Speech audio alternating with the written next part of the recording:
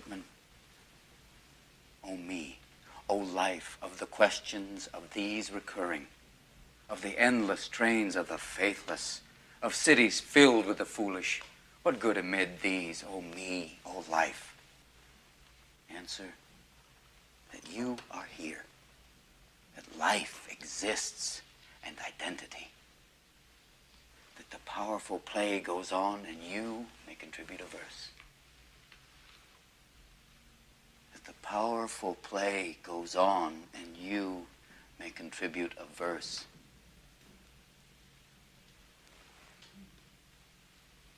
What will your verse be? Bem-vindos à Estante Aberta, eu sou o Guilherme Fialho e hoje a gente vai falar sobre um dos grandes nomes da literatura ocidental, que inclusive estaria fazendo aniversário hoje. No dia 31 de maio de 1819, nascia o Walt Whitman, que é um poeta norte-americano, no estado de Nova York. Esse poeta teve uma obra muito marcada por uma linguagem moderna, por temas modernos, e influenciou a literatura ocidental como um todo. A gente encontra ecos da poesia dele em diversos autores de língua portuguesa, de língua inglesa, vários nomes que a gente conhece muito bem. E aí hoje o que a gente vai fazer nesse vídeo, como uma forma de homenageá-lo nesse aniversário, do que seria seus 201 anos de idade, a gente vai falar um pouco sobre as releituras, influências, ecos da obra dele na nossa cultura, tanto brasileira quanto norte-americana. Bom, o primeiro nome de quem eu quero falar, que foi profundamente influenciado pela obra do Walt Whitman, é um autor português que eu tenho certeza de que vocês já leram, já estudaram, já conhecem, e quem não conhece, por favor, dá uma procurada, o cara é genial. Eu tô falando do Fernando Pessoa, especificamente de um dos seus heterônimos, o Álvaro de Campos. É o heterônimo mais moderno dele, é o cara que mais se ligou às noções de modernidade e de um mundo novo, da velocidade, da tecnologia, das multidões, tanto de uma maneira eufórica, quanto de uma maneira melancólica, depressiva, isolante. E em vários dos seus poemas, das suas ódias modernistas, ele dialoga diretamente com Walt Whitman. Mas em especial, ele vai dialogar com esse cara num poema que chama justamente Saudação a Walt Whitman. Escuta só as palavras do Álvaro de Campos pro Walt Whitman. De aqui, de Portugal, todas as épocas no meu cérebro, eu saúdo-te, Walt, saúdo-te, meu irmão e universo. Ó, sempre moderno e eterno, cantor dos concretos absolutos, concubina fogosa do universo disperso. Concubina fogosa do universo disperso. Meu entusiasta pelo conteúdo de tudo, meu grande herói entrando pela morte dentro aos pinotes, e aos urros, e aos guinchos, e aos berros saudando Deus. Ele tá exaltando no Walt Whitman justamente isso que ele tem de efervescente na poesia. Ele enxerga ali um cara inteiramente integrado ao mundo moderno, pro bem e pro mal. E é esse lado do Walt Whitman que ele vai exaltar profundamente. Então uma baita relação pra gente começar. Álvaro de Campos, o heterônimo modernista do Fernando Pessoa, dialogando, saudando apaixonadamente a poesia do Walt Whitman. Mais um nome da nossa literatura que foi profundamente influenciado pelo Walt Whitman. Paulo Leminski, maravilhoso Paulo Leminski, autor dos Haikais, poesia extremamente moderna. Ele não só foi um autor influenciado diretamente pelo Walt Whitman, como foi o responsável por fazer o prefácio de uma das edições das poesias completas do Walt Whitman, com as Folhas de Helva, o título sob o qual ele publicou ao longo da carreira as suas poesias. É um caso bem curioso de publicação, de uma obra que vai tendo versões atualizadas ao longo da carreira dele até quase os seus últimos anos de vida. Numa dessas edições aqui pro Brasil, o Paulo Leminski foi responsável por fazer o prefácio. Ele faz um poema em homenagem ao Walt Whitman. O poema chama, bem ao gosto do Leminski, dos seus trocadilhos e suas brincadeiras com a linguagem, é With the Man. Esse poema é extremamente maluco, extremamente inventivo, e é um poema que o Leminski por algum motivo resolveu não publicar na sua obra. Ele deixa apenas nesse prefácio. Mas o que é legal é observar a empolgação dele ao falar do Walt Whitman, um cara que ele coloca inclusive como a grande voz da Revolução Americana. E o que é curioso nisso? É que o Walt Whitman é um cara já do século XIX, a Revolução Americana é do final do século XVIII. Ou seja, ele diz que a voz do Walt Whitman, a voz literária, a voz poética dele é tão forte, tão marcante, que ele vem uma geração depois depois dar voz à Revolução Americana. É muita importância dentro da literatura de um país. Mas eu prometi que a gente ia sair um pouco da literatura, um pouco dos textos e enxergar também essa influência, essas ressonâncias da obra dele em outras mídias. Então a gente vai falar um pouco agora de cinema e de TV, e como ele já apareceu também. Na abertura do vídeo, eu já vim antecipando isso. Afinal de contas, a gente começou com uma cena do famoso filme Sociedade dos Poetas Mortos, com o Robin Williams, o genial e saudoso Robin Williams, em que ele faz um professor que traz para uma escola extremamente conservadora, extremamente regrada, uma visão apaixonada da literatura. Tem uma cena antológica, há uma cena emblemática em que os alunos rasgam o livro didático para romper com aquela regra, porque o livro didático chega a analisar a poesia num gráfico, né? Ele mostra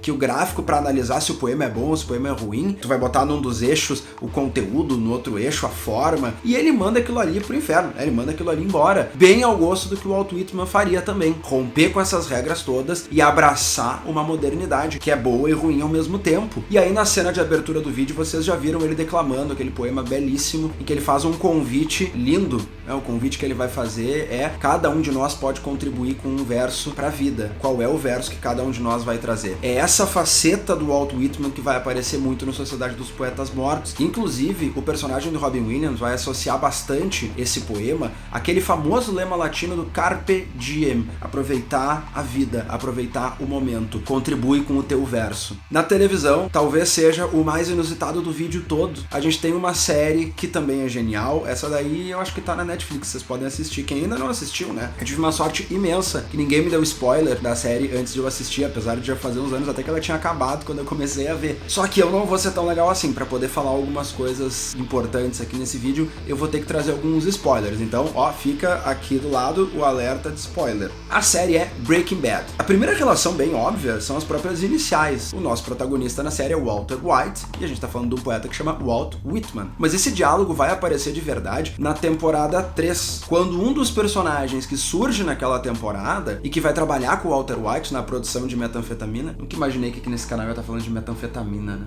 Esse personagem mostra uma paixão enorme por aquilo que ele tá fazendo, e eles chegam até alguns diálogos, por exemplo, com relação ao fato de que são dois homens da ciência, mas eles estão atuando ali num império da droga. E é nesse momento que o Gale, o personagem de quem a gente tá falando, declama de cor um poema do Walt Whitman. When I heard the learned astronomer, when the proofs, the figures were ranged in columns before me, when I was shown the charts and the diagrams to add, divide, and measure them, when I, sitting, heard the astronomer where he lectured, with much applause in the lecture room, how soon, unaccountable, I became tired and sick, till rising and gliding out, I wandered off by myself in the mystical, moist night air, and from time to time looked up in perfect silence at the stars. E aquele poema mostra muito essa diferença entre o conhecimento científico,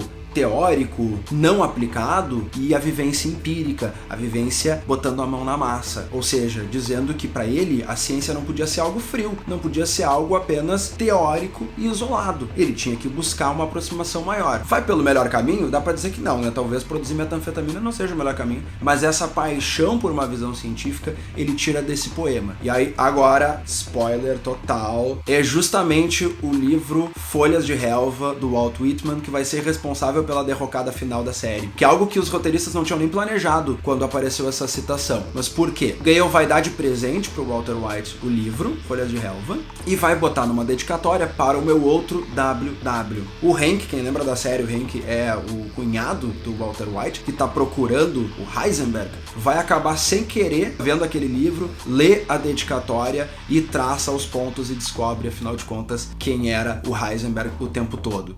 E para fechar, eu vou só deixar uma referência para vocês, deixar uma sugestão que vocês assistam a um vídeo. Eu vou deixar na descrição do vídeo o link, mas eu vou também tentar botar um card aqui, porque eu ainda tô aprendendo essas coisas todas. É um vídeo muito legal da TED, vocês sabem aquelas palestras que tem, muito TEDx. Eles fazem um vídeo em que eles convidam 3 animadores diferentes para fazer adaptações de um mesmo poema do Walt Whitman. O poema é A Silenciosa Aranha Paciente, e eu recomendo muito que vocês vejam. É muito legal mesmo a forma como cada um não adaptou. O que é legal dessa adaptação proposta pelo TED para esses 3 animadores é a gente perceber como uma mesma obra pode ter várias leituras diferentes dependendo de quem é o receptor. Ou seja, a poesia, a literatura, a arte como um todo só se completa quando tem um público consumindo. Quando a gente tem do outro lado um interlocutor, o sentido da obra só se completa com a recepção.